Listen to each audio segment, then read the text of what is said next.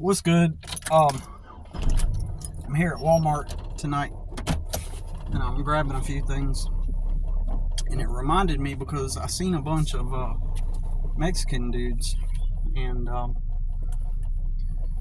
while I was here, and quite a number of Mexican women too, a bunch of Mexican people, and it reminded me of something that I have already forgotten about. Like, this is the thing.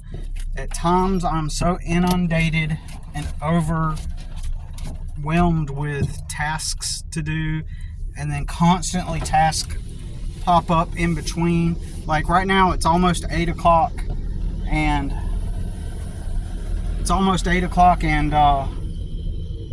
I am just now getting back in, and my goal for the day, for the afternoon, was to trim trees. There's a spot on the other side of the property that I have been meaning to get to for weeks now, and every single time I try to get to it, something else pops up, and it makes it to where I can't get to it, and it's like getting way overgrown. And tonight's reason is because the lady I rent from, she sent me to go get some salt for her pool, and so it ended up taking virtually the entire evening to run this chore. And then on the way back, I figured I would what I try to do is, if I am in this area and I need anything from the Walmart, which is, you know, you can find good deals at Walmart, right? And so we have one of these little neighborhood type of small Walmarts here, and I'll just pass by through here and pick up a couple things. While I always strategically attempt it's not perfect, it doesn't always work out that way, but I attempt to strategically avoid making special trips. I'm pretty sure most all of us do that as well. At the same time, my personal experience is that most people don't actually, most people I know don't even do that, right? They make special trips. Most people have never had to, that I know, have never had to sit there and constantly make every single thing that they do a strategy in order to avoid, like, losing money and, you know, losing time. It's like literally everybody has it made, right?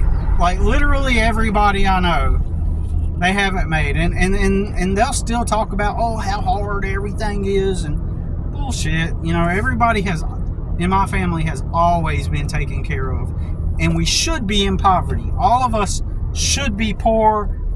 Technically, my siblings should be doing worse than me, but all of them have some kind of fluke, anomalous circumstance that has happened. Like, all of them. Minus my brother, one of my brothers. He ended up meeting this girl, asked her out, and then they've been seeing each other for, I would guess, about 10 years now. And so he lives with her, and, you know, and she makes a lot of good money. So technically that's not a fluke. I mean, that's kind of normal, you know, but at the same time,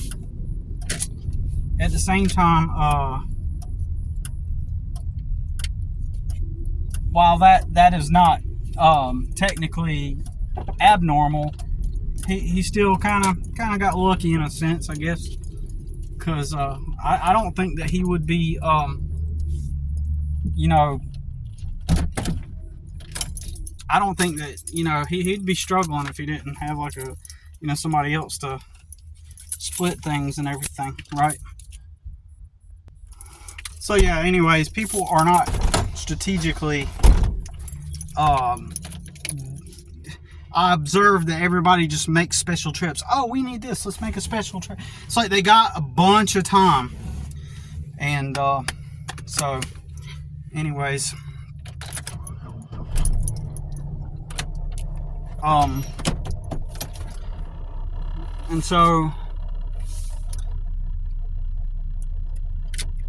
I don't know, I'm just overwhelmed with everything and inundated with, like, so this has got me behind. Every single time I go do that part of the property, something comes up, and that's one of those things where that lady would be all like, why isn't this done? You know, she'll freak out, you know, if, you know, I'm not saying she would freak out over that, but she might. It's possible.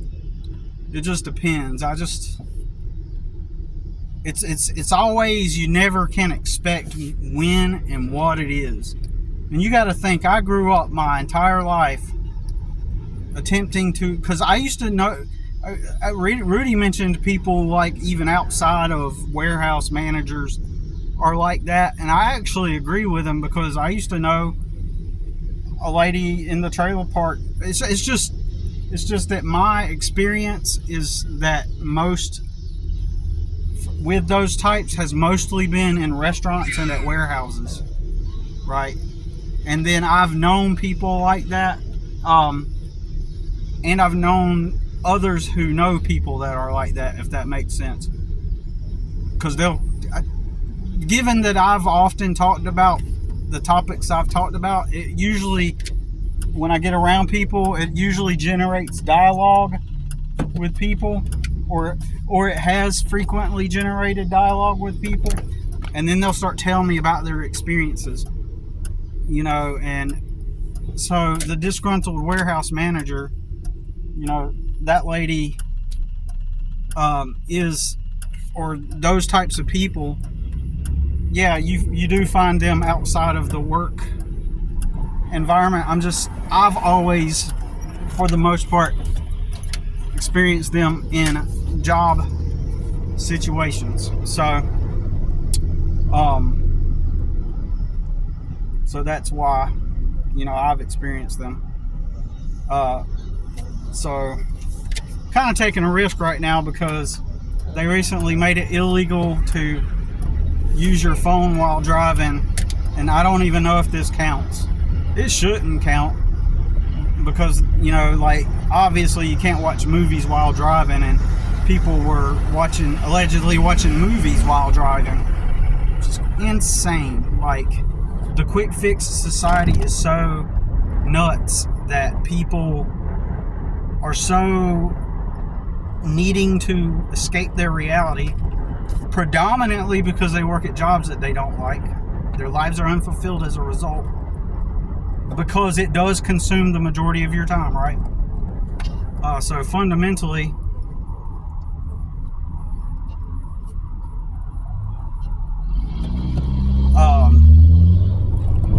you know, fundamentally, that is why the largest reason why instant gratification, quick fix society even exists, right?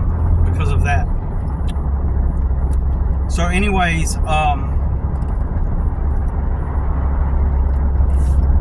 dang, this bus is going pretty fast coming up that red light. I hope they got some good brakes. It's a school bus. It's a activity bus. Anyways, so there's a cop right there in front of me, but he's going the other way. Anyways, so what was I saying?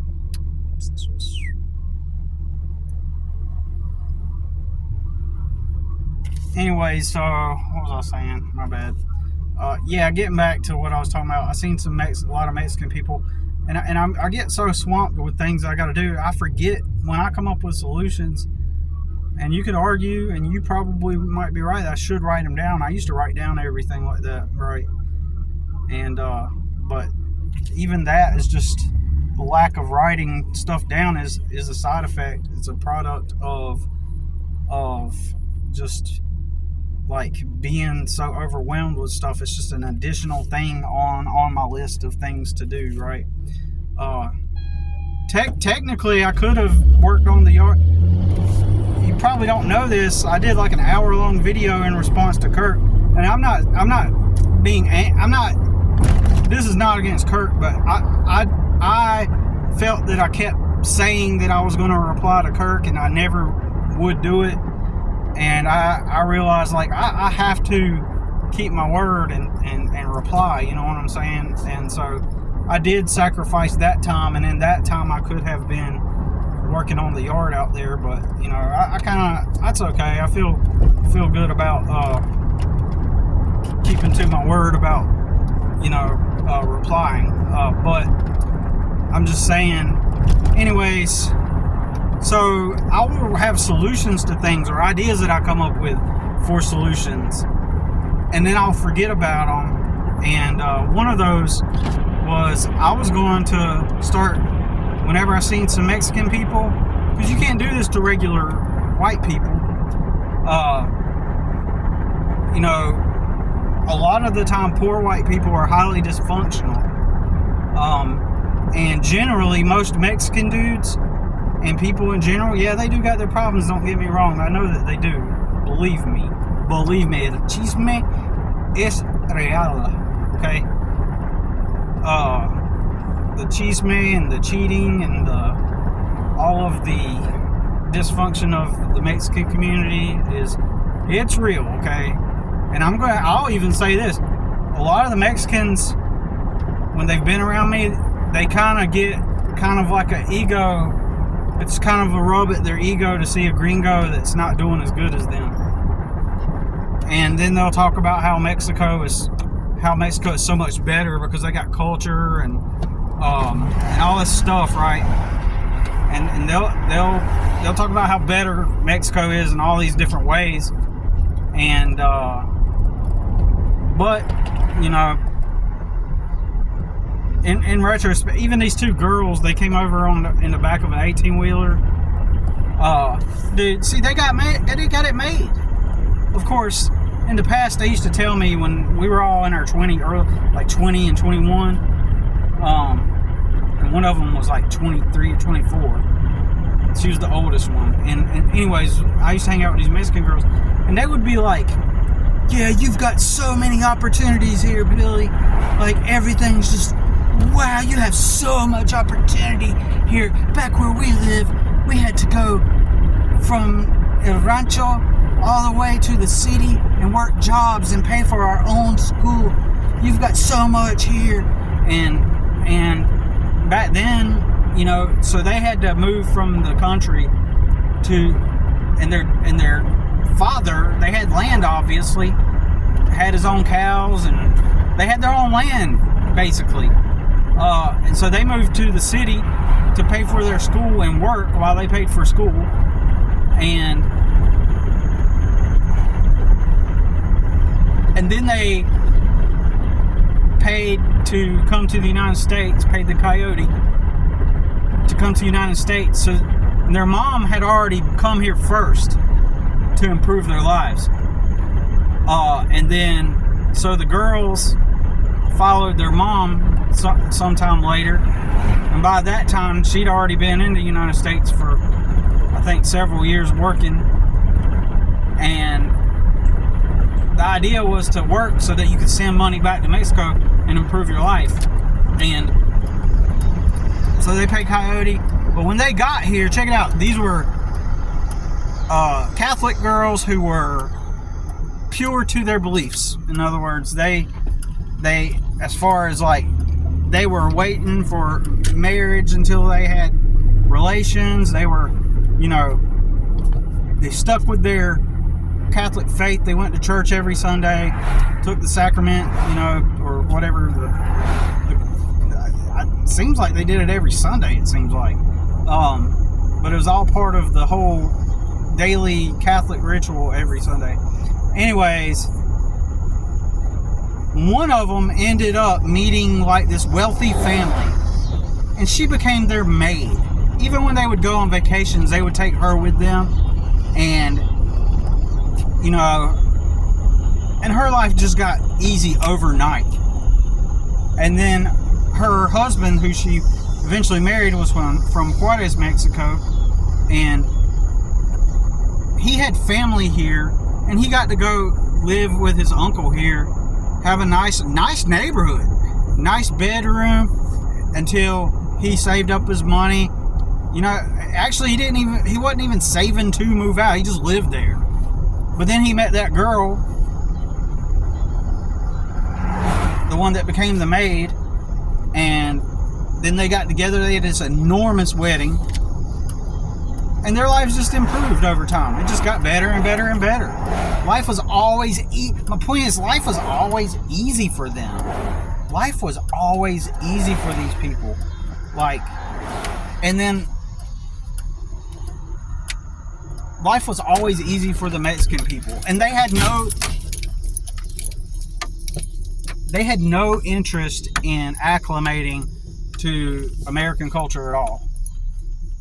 They weren't trying to relate with the Americans or get on the same vibe or understand the culture. Not really. They just wanted to.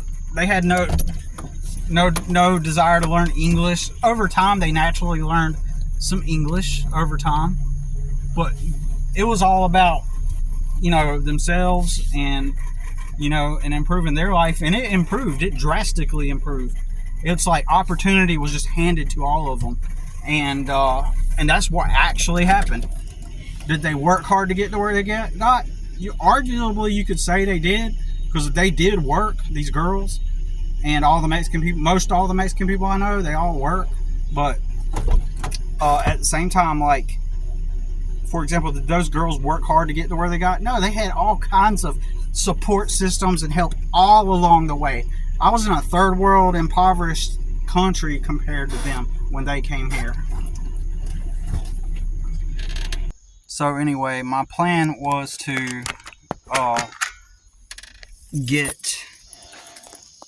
so don't get me wrong, I'm not knocking the Mexican people.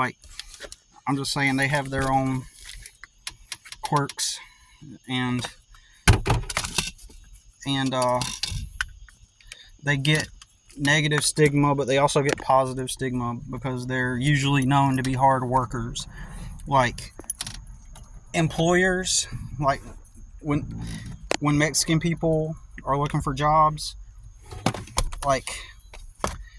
it seems like people kind of understand that they are here because they've had this rough life in Mexico, and it's people kind of understand that. And so what happens is, because they